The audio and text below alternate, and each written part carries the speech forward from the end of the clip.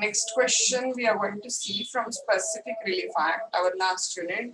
And that next question we are going to see is the question of the injunction. Okay. VIP question आहे पेपरच्या दृष्टीनं.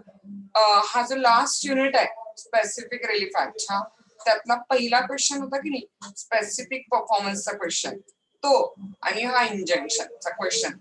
90% paper मध्ये ह्या दोन पैकी एक क्वेश्चन हा असतोच असतोय हा. त्यामुळे दोन्ही क्वेश्चन म्हणजे ब्रॉड क्वेश्चन साठी इम्पॉर्टंट हा. आणि काल बघितलेलं आपण recession of contract, cancellation of contract, आणि अजून एक क्वेश्चन राहतो आपला डिक्लेरेटरी डिग्री. असे 3 क्वेश्चन शॉर्ट नोट क्वेश्चन आहे. आणि इंजंक्शन आणि जो पहिला क्वेश्चन आहे स्पेसिफिक परफॉर्मन्स ऑफ कॉन्ट्रॅक्ट तो शक्यतो ब्रॉड क्वेश्चन साठी येतो. Okay, I have told you this particular remedy of the injunction हा is of a two type, right? Temporary injunction and perpetual injunction. I have told you that my neighbor is trying to construct a compound wall on his premises, and I think that he is making an encroachment over my land. Okay, so to stop him from constructing that particular wall, I want to file the suit against him. So for what purpose I will file the suit? First of all, to restrain him from doing that thing which he is doing, I will file the suit for injunction. Okay, मनाईचा दावा मी माझ्या neighbour वरती काय करेल सांगा तर file करेल तिथं. म्हणजेच मी कशाची सूट फाईल करेल सांगा तर I will file the suit for injunction. Okay, आता जर तो इंजंक्शनच्या सूटला निकाल लागायला 2 वर्ष लागले, 3 वर्ष लागले, तोपर्यंत हा कंपाऊंड वॉल काय करेल सांगा, बांधून घेईल तिथं, राईट. हा, मग दोघांचे नुकसान आहे, परत ती पाडा आणि ऑल दॅट एक्सेट्रा. म्हणून मग मी कोर्टाकडनं आधी काय मागेन सांगा, सूटचा निकाल जोपर्यंत लागत नाही, कम्प्लीट ट्रायल जोपर्यंत संपत नाही तोपर्यंत स्टेटस को मेंटेन ठेवण्यासाठी मी काय मागेन सांगा तर टेम्पररी इंजंक्शन. हा, तात्पुरत्या मनाईचा हुकूम जोपर्यंत पुढचं डेट पडत नाही किंवा जोपर्यंत फायनल हिअरिंग होत नाही तोपर्यंतसाठी. आणि ज्या वेळेला complete trial on the merit of the case संपेल त्यावेळेला कोर्ट फायनली जे इंजंक्शन देईल त्याला आपण काय म्हणून सांगा तर परपेच्युअल इंजंक्शन किंवा परमनंट इंजंक्शन असं म्हणतात त्याला. हा, आता इथे बघा आधीच आपण प्रिकॉशनरी रेमेडी घ्यायला लागलोय ना, भिंत बांधायच्या आधीच आपण थांबवतोय ती. म्हणजे ह्या रिलीफला काय म्हणायचं सांगा तर प्रिव्हेंटिव्ह रिलीफ असं म्हणायचं. काय म्हणायचं याला, प्रिव्हेंटिव्ह. त्यामुळं समटाइम हा in the paper the question give a full note on preventive relief. आता मुलं परत तिथं बसतात, हे काय नवीन, काही नवीन नाही. प्रिव्हेंटिव्ह रिलीफ म्हणजेच काय सांगा तर इंजंक्शनचा क्वेश्चन आहे ज्याचे 2 प्रकार आहेत, टेम्पररी इंजंक्शन आणि परपेच्युअल इंजंक्शन. हा, परत या टेम्पररी आणि परपेच्युअलला 2 प्रकार आहेत. काय, एक आहे मॅन्डेटरी इंजंक्शन काय, आणि एक आहे प्रोहिबिटरी इंजंक्शन. एखादी गोष्ट करा म्हणून ऑर्डर केली की त्याला काय म्हणायचं, मॅन्डेटरी टू डू ऑर्डर. आणि एखादी गोष्ट करू नका, भिंत बांधू नका म्हणून ऑर्डर केली की त्याला काय म्हणतात सांगा तर prohibitory injunction. So when an order is for to do command then it's called as a mandatory injunction, and when an order is for the purpose of not to do, stop, prevent, restraint, then it is called as the prohibitory injunction. Now furthermore, one smaller thing you just keep in mind, 90% injunction हे प्रोहिबिटरीच असतात. कारण मुळात इंजंक्शनच्या अर्थातच काय आहे सांगा, prohibitory आहे ना. इंजंक्शन मनाई, स्टॉप, प्रिव्हेंट. हा, त्यामुळे 90% सर्कमस्टान्सेस मध्ये इंजंक्शन कसे असतात सांगा तर प्रोहिबिटरीच असतात. स्टॉप, मनाई, रिस्ट्रेंट. हा, मॅन्डेटरी इंजंक्शनचं प्रमाण फार कमी आहे. ओके, आता परत टेम्पररी इंजंक्शनला वेगळा लॉ लागू होतो आणि हे जे परमनंट इंजंक्शन आहे त्याला वेगळा लॉ लागू होतो. हा, मग कुठले 2 लॉ लागू होतात सांगा तर temporary injunction is govern by the provision of the CPC. Temporary इंजंक्शनला कुठल्या प्रोव्हिजन लागू होतात सांगा तर सिव्हिल प्रोसिजर कोड 1908 च्या प्रोव्हिजन टेम्पररी इंजंक्शनला लागू होतात. तर परपेच्युअल इंजंक्शनला काय लागू होते सांगा मग, स्पेसिफिक रिलीफ ऍक्ट जो आहे हा, स्पेसिफिक रिलीफ ऍक्ट कशाला लागू होते सांगा तर परपेच्युअल इंजंक्शनला लागू होतं. Okay, so let's start with the injunction with divided into the permanent and temporary injunction, again divided into the mandatory and prohibitory injunction. Let's start. Roman introduction. बघा, नोट्स थोडासा alert ठेवा म्हणजे काही करेक्शन वगैरे असेल तर करता येईल तुम्हाला. हा, in Gujarat Bottling Company Limited versus Coca-Cola Company and another, Honorable Supreme Court observed. हे इंटर एलिया वगैरे काय म्हणायची गरज नसते. नोट्स सोप्या ठेवायच्या. Honorable Supreme Court observed, the object of injunction is to protect the plaintiff against the injury, by violation of his right for which he could not be adequately compensated in damages. प्लेंटिफचा खूप महत्वाचा right violet होतोय आणि त्याला मग नंतर मनी compensation नुकसान पण भरून निघणार नाही असं वाटलं तर कोर्ट इंजेक्शनची ऑर्डर काय करते तर ग्रँड करते. For example that film actresses, उद्या तिनं दुसऱ्या प्रोड्युसरचं फिल्म साईन केली, निम्म शूटिंग केलं तर मग काही ते बंद पडणार नाही मध्ये. मग फर्स्ट प्रोड्युसरचं किती मोठं नुकसान होईल ना, त्याची शूटिंग मध्ये सोडून ती दुसऱ्याला वेळ देते. मग त्यामुळे त्यांचं नुकसान जे नंतर पैशाने पण भरून नाही निघणार ते होऊ नये म्हणून काय केलं जाते सांगा तर इंजंक्शनची ऑर्डर इश्यू केली जाते तिथं. Okay, so that is object of what you can say as a इंजंक्शनचं ते ऑब्जेक्ट आहे. बघा, granting of perpetual injunction is regulated by the Specific Relief Act. Year पण टाका इथं Specific Relief Act 1963, while temporary or as they sometimes called as an interlocutory injunction which are simply intended to preserve the status quo. एवढंच घ्या फक्त. Status को regulated bye code of civil procedure. इथं नुसतं code पडलंय, notes मध्ये add करून घ्या. Regulated bye code of civil procedure 1908. One purpose of the enforcement of the law is to maintain peace and order in the society. लॉचा purpose काय सांगा, society मध्ये पीस आणि ऑर्डर मेंटेन करणं. तिथं the dispute relating to the property should be settled in a civilized manner. Of course कुठलाही वाद कसा सेटल व्हायला पाहिजे सांगा तर सिव्हिलाइज मॅनर मध्ये. आणि म्हणूनच लॉ लोकांनी हातात घेऊ नये म्हणून इंजंक्शनची प्रोव्हिजन आहे. Okay, so preventive relief of injunction, its kinds and everything has been discussed as under. Okay, Roman 2 करायचं ते प्रिव्हेंटिव्ह रिलीफ. ओके, बघा प्रिव्हेंटिव्ह का सांगा, आपण हेल्थच्या बाबतीत वगैरे म्हणतो बघा, prevention is better than cure वगैरे. मग नंतर जाऊन ट्रीटमेंट करा, डॉक्टर औषध अँड ऑल दॅट, त्याच्यापेक्षा prevention is better than cure. At present we can talk about the Covid situation.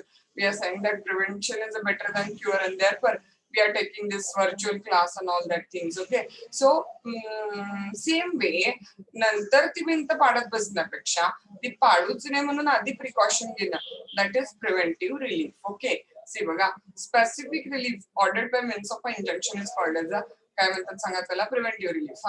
हे कुठल्या मॅगझिन वर बेस्ट आहे, prevention is better than cure. Injunction is a form of the specific relief which a court grant when pecuniary compensation should be inadequate or altogether futile.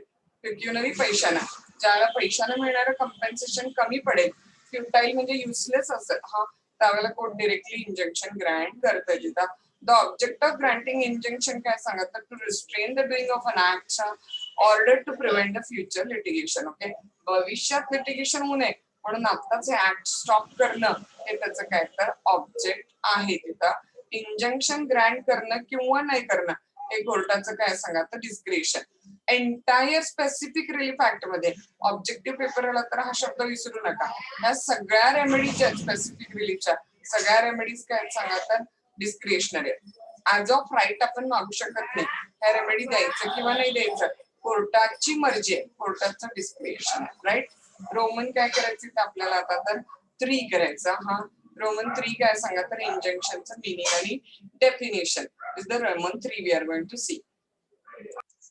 Okay, roman 3 we are going to do and that is meaning of the injunction. Okay, number 1 हॅल्सबुरेचं law dictionary मध्ये दिलेली definition आपण study करतो. Okay, what Halsbury CAC he define injunction as a judicial process. Injunction काय म्हणतो तो, of course ना मी तुम्हाला किंवा तुम्ही मला इंजंक्शनची ऑर्डर देणार नाही ना, कोर्टाकडूनच ही ऑर्डर येते. त्यामुळे ही ना क्वासी ज्युडिशियल आहे, ना ऍडमिनिस्ट्रेटिव्ह आहे, ना लेजिस्लेटिव्ह प्रोसेस आहे. कोर्टातूनच इंजंक्शनची ऑर्डर येते. त्यामुळे इंजंक्शन ही कसली प्रोसेस आहे सांगा तर judicial. Whereby parties order, काय ऑर्डर केलेलं सांगा तर prohibitory injunction to refrain from doing, किंवा मॅन्डेटरी इंजंक्शन म्हणजे to do a particular thing, एखादी गोष्ट करा किंवा एखादी गोष्ट करू नये म्हणून केलेली ऑर्डर. कुणी ज्युडिशरी जजेसनी. म्हणजे काय सांगा तर इंजंक्शन आहे. State of Orissa versus Madan गोपालच्या केसमध्ये पण इंजंक्शनला डिफाईन केलेलं आहे. हा इंजंक्शन परत सेम डेफिनेशन आहे.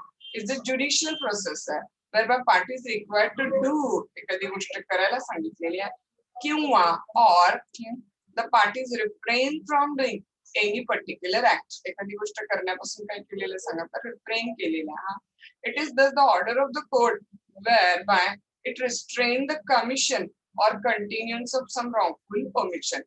एखादी wrongful गोष्ट करण्यापासून थांबवलेलं आहे म्हणजे पण इंजंक्शन आहे किंवा एखादी राईटफुल गोष्ट करायला ऑर्डर केलेली आहे म्हणजेच कमिशन म्हणजे पण इंजंक्शनची ऑर्डर आहे. ओके, टू डू असेल तर इंजंक्शन कसं सांगा मॅन्डेटरी आहे आणि टू स्टॉप साठी इंजंक्शन असेल तर इंजंक्शन कसं सांगा प्रोहिबिटरी आहे.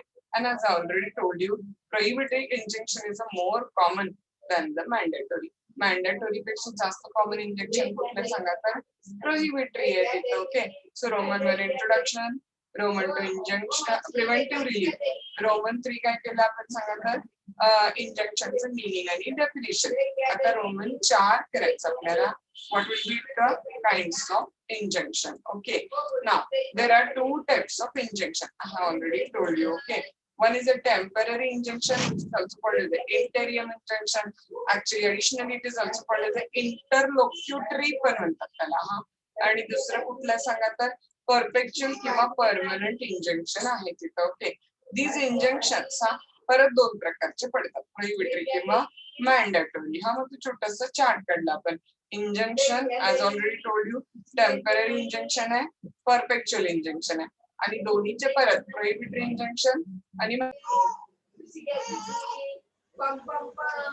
माझं स्टेट बंद पडलेलं आहे.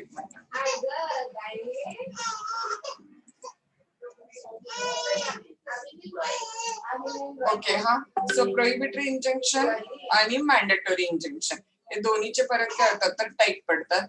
And the law already I have told you. Number 1 temporary किंवा इंटेरियम इंजंक्शनला लॉ कुठला सांगा तर सीपीसी ची ऑर्डर 39 आहे. हा, आणि इकडे परपेच्युअल किंवा परमनंट इंजंक्शन कुठल्या लॉ खाली गव्हर्न होते सांगा तर स्पेसिफिक रिलीफ ऍक्ट खाली काय होते तर गव्हर्न होते. Okay, done. Number 1 temporary injunction. हा, फर्स्ट त्याचे काय बघूया आपण तर कन्सेप्ट बघूया, डेफिनेशन बघूया. हा, सो त्यात ए पॉइंट केला डेफिनेशन ऑफ टेम्पररी इंजंक्शन. हा, डेफिनेशन मध्ये इथं तुम्ही काय करा तर स्मॉल रोमन 1 आणि स्मॉल रोमन 2 करा इन्स्टेड ऑफ कॅपिटल रोमन नको. हा, according to order 39 of the CPC order 39 खाली एनी ऑर्डर मेड टेम्पररी, कुठली ऑर्डर जी आपण टेम्पररी केलेली आहे हा आणि डिपेंडंटला त्याची प्रॉपर्टी तो विकण्याच्या तयारीत आहे तर ते विकण्यापासून त्याला थांबवलेला आहे. हा, जेणेकरून त्या प्रॉपर्टीवरती तारण ठेवून त्यानं ज्या क्रेडिटर्स कडनं वगैरे कर्ज वगैरे काढलेलं असेल हा त्यांचं नुकसान होऊ नये आणि त्या क्रेडिटरला किंवा त्या पार्टीला कळलेलं आहे की हा प्रॉपर्टी विकण्याचा किंवा डिस्पोज ऑफ करण्याचा तयारीत आहे. According to order 39 of the CPC any order made temporary prohibiting the dependant not to alienate म्हणजे transfer or change or damage to the property in a dispute. Dispute मधल्या प्रॉपर्टीला तुम्हाला damage करता येणार नाही, अलिनेट करता येणार नाही कधीपर्यंत सांगा during the pendency of the suit. जोपर्यंत सूट पेंडिंग आहे तोपर्यंत it's called as a temporary injunction. Okay, now temporary injunction are such as are to continue until a specified time or until the further order of the court. टेम्पररीच आहे ना ती, त्यामुळे ती कायमस्वरूपी नाही राहणार. कधीपर्यंत राहील सांगा तर पुढच्या तारखेपर्यंत किंवा जोपर्यंत कोर्ट ऑर्डर करत नाही तोपर्यंत टेम्पररी काळासाठी ती ऑर्डर करेल तर कंटिन्यू राहील. Okay, and as I told you की टेम्पररी इंजंक्शन कसं ग्रँट होतं, कुठले रूल लागू होतात, everything is discussed in the CPC 1908 मध्ये ते डिस्कस केलेलं आहे. ओके, आता टेम्पररी इंजंक्शनचा ऑब्जेक्ट काय सांगा तर स्टेटस को, जोपर्यंत फायनल निकाल येत नाही तोपर्यंत जैसे ते परिस्थिती ठेवणं. Okay, the purpose of granting the interim relief is the preservation of the property till the right and conflicting claim हा before the court are adjudicated. जोपर्यंत राईट्स कॉन्फ्लिक्टिंग क्लेमचा निर्णय लागत नाही, ऍडज्युडिकेट होत नाही तोपर्यंत परिस्थितीला आहे तसं ठेवणं. The underlying object of granting temporary injunction काय सांगा तर स्टेटस को मेंटेन ठेवणं is to maintain and preserve the status quo at the time of institution of the proceeding and to prevent the change in it until the final determination of the suit. सूटचा जोपर्यंत final निकाल लागत नाही तोपर्यंत status quo maintain ठेवणं जसं ते परिस्थिती ठेवणं. ओके, आता बघा टेम्पररी इंजंक्शन कधी ग्रँट होईल आणि कसं ग्रँट होईल पुढचा पॉइंट हा when and how a temporary injunction is granted. Okay, कुठल्या ग्राउंड्स वर ग्रँट होईल बघा सीपीसी ऑर्डर 39 तिथे ऍप्लिकेबल होते. Okay, temporary injunction may be granted in the following cases. Number one, ज्या वेळेला भीती आहे की डिफेंडंट सूट प्रॉपर्टीला wrongfully काय करेल तर डॅमेज वेस्ट अलिनेट करण्याची पॉसिबिलिटी आहे. when the property in the dispute in a suit is in a danger of being vested, damaged or alienated by any party to the suit or wrongfully sold in the execution of the decree. Party to the suit त्याला wrongfully waste घालवण्याची damage करण्याची किंवा सरळ विकण्याची transfer करण्याची possibility आहे. Number 2 बघा वेर dependent अशी धमकी दिलेली आहे की तो क्रेडिटरना काय करेल तर फसवण्यासाठी त्या प्रॉपर्टीला रिमूव्ह करेल डिस्पोज करेल वगैरे. when defendant threaten धमकावणे or intend to remove or dispose of the property कुठल्या हेतूने सांगा तर क्रेडिटरना फसवण्याच्या हेतून. then where the defendant threatened to dispose of the plaintiff disposes the plaintiff or otherwise cause injury to the plaintiff in relation to the any property dispute in the suit. Dependent धमकी दिले की तो प्लॅन्टिफ कडनं property काढून घेईल. Dispossess the प्लॅन्टिफ किंवा next one when defendant breach of contract करण्याच्या तयारीत आहे किंवा other injury of any kind cause करण्याच्या तयारीत आहे. फिल्म ऍक्ट्रेसेस ती ब्रीच ऑफ कॉन्ट्रॅक्टच करायच्या तयारीत होती ना दुसऱ्या प्रोड्युसरची फिल्म साईन करून. ओके, आणि नॉल ज्याला कोर्टाला असं वाटतं की न्याय पूर्ण करण्यासाठी इंजंक्शन ग्रँट करायला पाहिजे. The court is of the opinion that the interest of justice so require. Okay, आता पुढे बघा कुठल्या प्रिन्सिपल्सच्या बेसिसवर आपल्याला टेम्पररी इंजंक्शन ग्रँट केले जाते. Principles which may court consider in granting the temporary injunction. मस्त आहे का, एकदम इंटरेस्टिंग पॉइंट आहे पण. The power to grant the temporary injunction back again same कोर्टाचं डिस्क्रिएशन आहे. पण डिस्क्रिएशन म्हणजे कोर्टाला डिसिजन मेकिंग पॉवर आहे, मर्जी कोर्टाच्या ग्रँट करायचं की नाही ते. पण कोर्टाला मर्जी दिली आहे, डिस्क्रिएशन दिलेलं आहे. म्हणजे कोर्टानं तर डिस्क्रिएशन कसं पण आर्बिट्ररीली मनमानीनं वागून चालेल काय नाही. मग कोर्टानं आपलं डिस्क्रिएशन एक्सरसाइज करताना कसं वागायला पाहिजे सांगा. शब्द लक्षात ठेवा. रिझनेबली योग्य पद्धतीने, ज्युडिशियसली न्यायिक पद्धतीनं आणि कायद्यानुसार on sound legal principle. Okay, so temporary injunction grant करताना कोर्ट काय काय कन्सिडर करते बघा. नंबर 1, जो टेम्पररी इंजंक्शन मागतोय ना प्लेंटिफ प्रायमा फेसी केस त्याच्या बाजूला आहे. म्हणजे वर बघता केस कुणाच्या बाजूने दिसते तर प्लेंटिफच्या बाजूने दिसते तिथं. ओके, जर टेम्पररी इंजंक्शन ग्रँट नाही केलं तर त्या प्लेंटिफला न भरून येणार नुकसान होणार आहे. That is the plaintiff is going to suffer irreparable loss. Then next one, जर प्लेंटिफ आणि डिपेंडंट दोघांची पण पोझिशन चेक केली तर न्याय असं म्हणते की प्लेंटिफच्या बाजूनं टेम्पररी इंजंक्शन ग्रँट करायला पाहिजे तिथं. ओके, ह्याला म्हणतात बॅलन्स ऑफ कन्व्हिनियन्स. म्हणजे ना ज्यावेळेला आपण ज्यांचं कुणाचं लॉ बॅकग्राऊंड आहे त्यांनी बघितलं असेल तर कदाचित माहिती असेल. अदरवाईज तुम्ही उद्या कधी भविष्यात कोर्टात जाल त्यावेळेला तुम्हाला लक्षात येईल. ज्यावेळेला आपण टेम्पररी इंजंक्शनचा दावा कोर्टात दाखल करतो ना, सूट फाईल करतो, त्यावेळेला हे ना तिन्ही शब्द कंपल्सरी मराठीत लिहिलेले असतात. म्हणजे मराठीत तसं जड असतं. प्रथम दर्शनी दावा हा वादीच्या बाजूने आहे असं. म्हणजे that is prima facie case is in favour of the plaintiff. जर प्लेंटिफला हे नाही ग्रँट झालं इंजंक्शन तर यातील वादीचे न भरून येणारे नुकसान होणार आहे असं मी ड्राफ्टिंग मध्ये लिहितो. कारण तुम्हाला माहिती आहे माझे भाऊ पण लॉयर आहेत त्यामुळे I have read out the drafting. Okay, म्हणजेच इंग्लिश मध्ये काय तर plaintiff is going to suffer the irreparable loss. आणि मग आम्ही मराठीत तिसरं वाक्य इंजंक्शनच्या दाव्यात काय टाकतो सांगा तर जर प्लेंटिफला इंजंक्शन ग्रँट नाही झालं तर यांना काय होईल, इथे आपण बघितलं की त्याचा इरिपेरेबल लॉस होईल, म्हणजे न भरून येणारं नुकसान होईल. आणि इथे काय टाकायचं सांगा, तर बॅलन्स ऑफ कन्व्हिनियन्स साठी न्यायाचा तराजू हा वादीच्या बाजूने आहे. म्हणजे जर आपण कम्पेअर केलं प्लेंटिफ आणि डिफेंडंटची बाजू, तर प्लेंटिफची बाजू जास्त स्ट्रॉंग आहे. ओके. आणि ऑफकोर्स ते ग्रँट करायच्या आधी अपोजिट पार्टीला पण नोटीस दिली जाते की तुमच्या अगेन्स्ट टेम्पररी इंजंक्शन ग्रँट होतंय. आणि मग हे 3 प्रिन्सिपल जर फुलफिल होतात असं कोर्टाला वाटलं, तर कोर्ट टेम्पररी इंजंक्शन ग्रँट करते. तिथे let's see that 3 principle. Prima facie case परत डिटेल मध्ये हा. ओके बघा. At first the court must consider whether the plaintiff make out prima facie case. Check out करा की प्रथम दर्शनी केस प्लेंटिफच्या बाजूने जाते का. Existence of prima facie case is a necessary before temporary injunction is granted. Good prima facie case has explained to me a serious question is to be tried in the suit and in the event of success, if the injunction be not granted, plaintiffला काय होईल सांगा, तर irreparable injury होईल जर ते नाही Grant केलं तर. एक्झॅक्टली तोच पॉइंट. इरिपेरेबल इंजुरी म्हणजे काय सांगा, तर ज्याला पैशाने भरून काढता येणार नाही. Irreparable injury means a injury must be the one that cannot be inadequately compensated in the damages. Okay. आणि न्यायाचा तराजू वादीच्या बाजूने आहे. Balance of convenience. The court should issue an injunction when the balance of convenience is in favor of the plaintiff and not where the balance in favor of the opposite party. Okay. So परत तेच prima facie case आहे, irreparable loss आहे, balance of convenience आहे. तर court काय करते, तर हे 3 प्रिन्सिपल असेल तर टेम्पररी इंजंक्शन ग्रँट करेल, नसेल तर मग रिफ्यूज करेल in the absence of above 3 principles. Okay. आता moving to the point number 2, we are going to deal with the perpetual injunction. Okay.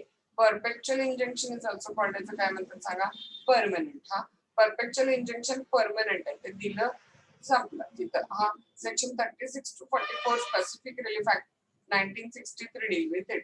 Perpetual injunction is contained in the decree. कोर्टाच्या final निकालामध्ये हा pass by the court कधी सांगा, after फुल hearing, पूर्ण सगळ्या पार्टीचं सगळं हिअरिंग ऐकून झाल्याच्या नंतर of the merit of the case.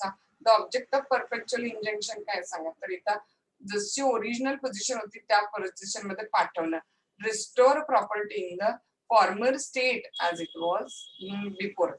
Temporary इंजंक्शनचा ऑब्जेक्ट काय होतं सांगा, स्टेटस को मेंटेन करणं जसे ते, आणि इथे बदललेली परिस्थिती दुरुस्त करायची ना, म्हणून restore the property in the former state याचा ऑब्जेक्ट आहे तिथं. ओके. बी पॉइंट बघा, परपेच्युअल injunction when granted when not granted असं बघायचं. तर त्यात प्लेंटिफला कधी ग्रँट होईल बघा, तिथं नंबर 1 सेक्शन 38(1) प्रोव्हाइड. हा काय प्रोव्हाइड केलेलं आहे हे काय लिहित बसायचं नाही, सब्जेक्ट टू वगैरे डायरेक्ट लिहून जायचा. Perpetual injunction may be granted to the plaintiff, custody sanga, to prevent the breach of obligation existing in his favor, whether expressly or by implication. Plaintiffच्या फेवर मध्ये जे कॉन्ट्रॅक्टचं ऑब्लिगेशन आहे ते डिपेंडंट ब्रीच करू नये म्हणून प्लेंटिफला काय ग्रँट केले जाईल सांगा, परपेच्युअल injunction. Okay. So wear any obligation arises from the contract, court shall guided by the rule. हा कुठल्या रूल नुसार ग्रँट करतात सांगा, तर स्पेसिफिक परफॉर्मन्सचे रूल फॉलो करतात तिथं. हा म्हणजे लक्षात आहे ना, money compensation is adequate remedy or not.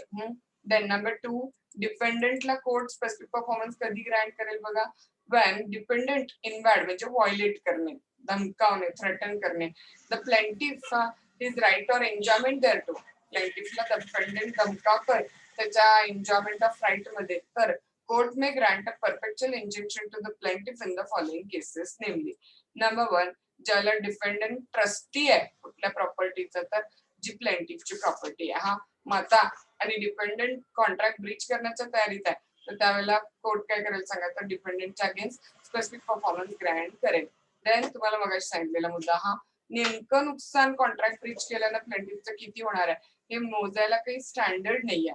when there is no standard for ascertaining the actual damages caused or likely to be caused to the plaintiff by the invasion of the right. हा त्याच्यानंतर बघा, पैशानं नुकसान भरून येणार नाही. पुढचा point आहे, when the invasion of the plaintiff's right is in such that the compensation in money would not afford the adequate relief. Money compensation adequate relief होणार नाही. आणि where the injunction is necessary to prevent the multiplicity of judicial proceeding. हा multiplicity of judicial proceeding ला prevent करण्यासाठी, म्हणजेच परत परत त्याच मुद्द्यावर अनेक दावे होत बसण्यापेक्षा सरळ इंजंक्शन ग्रँट करून तो मुद्दा स्टॉप करायचा. त्यामुळे एकाच मॅटर मधनं मल्टिपल दावे निर्माण नको होऊ दे म्हणून कोर्ट काय ग्रँट करते सांगा तर परमनंट इंजंक्शन ग्रँट करतं. ओके, फॉर एक्झाम्पल बघा, A lets settle land to the B, and B contract not to dig a sand, or cut करा there. A ने B ला काही लँड रेंटल दिली काय आणि B ने प्रॉमिस केले की तो त्या जमिनीवर डिगिंग करणार नाही. डिगिंग समजताना खणणार वगैरे नाही तिथं, digging there out. Okay, A may sue for an injunction to restrain B from digging, in violation of his contract. इथे शब्द राहिला violation. जर तो B ते डिगिंग करायला लागला तर त्याला थांबवण्यासाठी एक इंजंक्शनची सूट काय करू शकतं तर फाईल करू शकतं तिथं. ओके, नाव सेकंड एक्झाम्पल बघा, a trustee threatened a breach of contract, his co-trustee if any should and the beneficial owner, co-trustee आणि बाकी beneficial owner मिळून त्याला breach of contract करण्यापासून थांबवायला इंजंक्शनची सूट फाईल करू शकतात. sue for an injunction to restrain the breach. Okay, then the director of the public company काय करायच्या तयारीत आहेत सांगा तर कॅपिटल मधनं डिव्हिडंड पे करायच्या तयारीत आहे. आता तुम्हाला अजून एवढं नॉलेज नाही किंवा ऐकून जनरल नॉलेज ना कदाचित माहिती असेल, dividend must be paid out of the profit only. Company ज्या वेळेला डिव्हिडंड डिक्लेअर करते ना तर आपल्या कंपनी ऍक्टची एक महत्वाची प्रोव्हिजन आहे की डिव्हिडंड हे कधी सुद्धा कॅपिटल मधनं देता येत नाही, भांडवलातनं देता येत नाही. Dividend must be paid out of the profit only. Okay, आणि आता एक कंपनी आपलं डिव्हिडंड कॅपिटल मधनं पे करायच्या तयारीत आहे, तर त्यावेळेला शेअरहोल्डर सूट फाईल करून इंजंक्शनचे त्याला काय करू शकतात सांगा तर थांबवू शकतात. ओके, नाव जनरल प्रिन्सिपल्स ज्याच्या बेसिसवर परपेच्युअल इंजंक्शन ग्रँट केले जाते. परत तेच 3 पॉइंट वरचे रिपीट, बाकी काही नाही. Number 1, whether the action is to be restrained is likely to cause injury. जर इंजंक्शन ग्रँट नाही केलं तर इंजुरी होईल का. नंबर 2, ती इंजुरी पैशानं नुकसान भरून निघण्यासारखी आहे का. Injury could be compensated for by damages. आणि नंबर 3, मल्टिप्लिसिटी ऑफ सूट होण्यापासून थांबवण्यासाठी इंजंक्शन आवश्यक आहे का. Injunction is necessary to prevent multiplicity of the judicial proceeding. हे 3 पॉइंट प्रूव्ह होत असतील तर कोर्ट परपेच्युअल इंजंक्शन ग्रँट करते. ओके, केस लॉ बघा, आता डी पॉइंट केला त्याच्यामध्ये. What happened in this particular case? We'll see. In a Card versus Simi, a professor who deliver or dictate to the students lectures or a notes which are his own literary can position correction है क्या देता can file the suit notes ज्यांच्याकडे आहे ते correction करूया. A professor who deliver or dictate to the students a lecture or note which are his own literary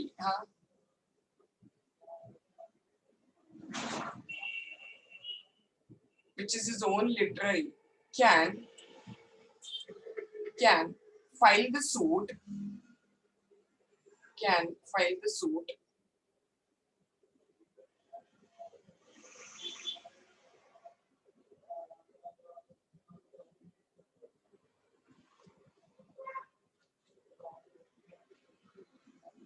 as it is his own property,